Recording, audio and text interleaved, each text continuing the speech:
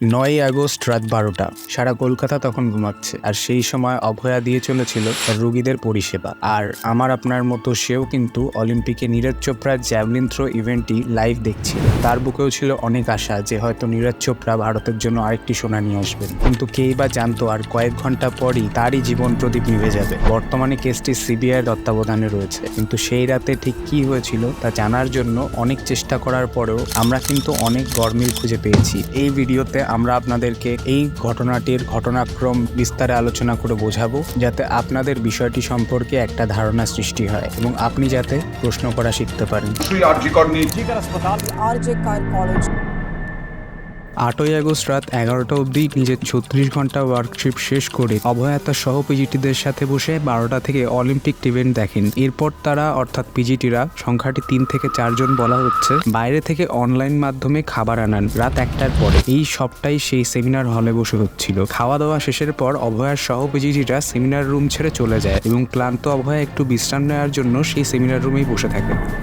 তার সাথে ছিল তার একটি ডায়েরি, ল্যাপটপ। এরপর শেষবার এক ট্রেনির সাথে তার কথা হয় রাত ৩টে নাগাদ। এটি ছিল শেষবার যখন তাকে শেষ জীবিত অবস্থায় দেখা যায়। ৯ই আগস্ট সকাল 7:30 আরজিকর হসপিটালের সেমিনার রুমে ট্রেনি ও অন্যান্য পিজিটিরা দেখতে পারে সেমিনার রুমের মঞ্চের উপরে অভয়ার অর্ধনগ্ন মৃতদেহ পড়ে আছে। সঙ্গে সঙ্গে হুলস্থুলু বেঁধে যায়। পার্শ্ববর্তী টালা থানা থেকে পুলিশ এসে পৌঁছায় তাদের গোয়েন্দাদের নিয়ে। ৯ই আগস্ট সকাল 10:53 মৃতদেহ উদ্ধারের ৩ ঘন্টা পার হওয়ার পরেও অভয়ার বাড়িতে কল আসেনি। তার কিছুক্ষণ পর 11টার দিকে অভয়ার বাড়ি কল আসে এবং সেই কলে বলা হয় যে আপনারা অতি শীঘ্রই হসপিটালে এসে পৌঁছান, আপনাদের মেয়ে খুবই অসুস্থ। ঠিক তার 25 মিনিট পর আবারও একটি কল আসে ওই একই নম্বর থেকে। এবার বলা হয় তাদের মেয়ে নাকি আত্মহত্যা করেছে। এটা স্বাভাবিকভাবেই তাদের মাথায় আকাশ ভেঙে পড়ে।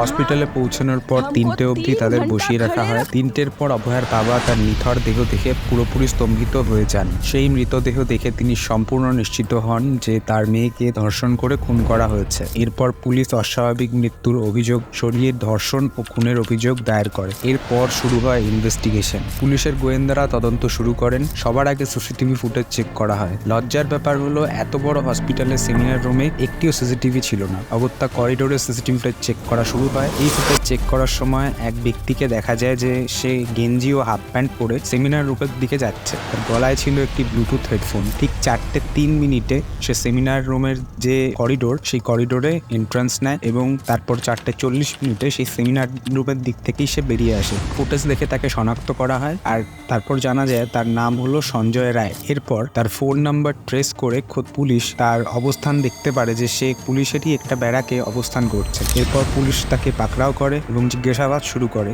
সেমিনার রুম থেকে বেরোনোর সময় সঞ্জয়ের গলায় হেডফোন ছিল না, যেটা গোয়েন্দারা লক্ষ্য করেছিল এবং এটিকেই কেসের টার্নিং পয়েন্ট হিসেবে বলা হচ্ছে। গোয়েন্দারা তাকে জিজ্ঞাসা করে যে তার হেডফোনটি কোথায়। তখন সঞ্জয় রায় সরাসরি বলে যে এই হেডফোনটি সে হারিয়ে ফেলেছে, সে জানে না এটি কোথায়। এবং পুলিশ সেই হেডফোনটিকে তখনই তার সামনে অন করে এবং অটোমেটিক্যালি এটি সঞ্জয়ের ফোনের সাথে সিঙ্ক বা পেয়ার হয়ে যায়। প্লাস পুলিশ অফিসিয়ালি তাকে গ্রেপ্তার করে ফেলে। সমস্ত রকম প্রমাণ এটাই ইঙ্গিত করছিল যে সরাসরিভাবে সঞ্জয় রায় হচ্ছে মুখ্য দোষী। পুলিশ দাবি করেছে যে সে নাকি জেরায় সমস্ত দোষ স্বীকার করেছে। কিন্তু দাঁড়ান, এখানে কি গল্প শেষ? না।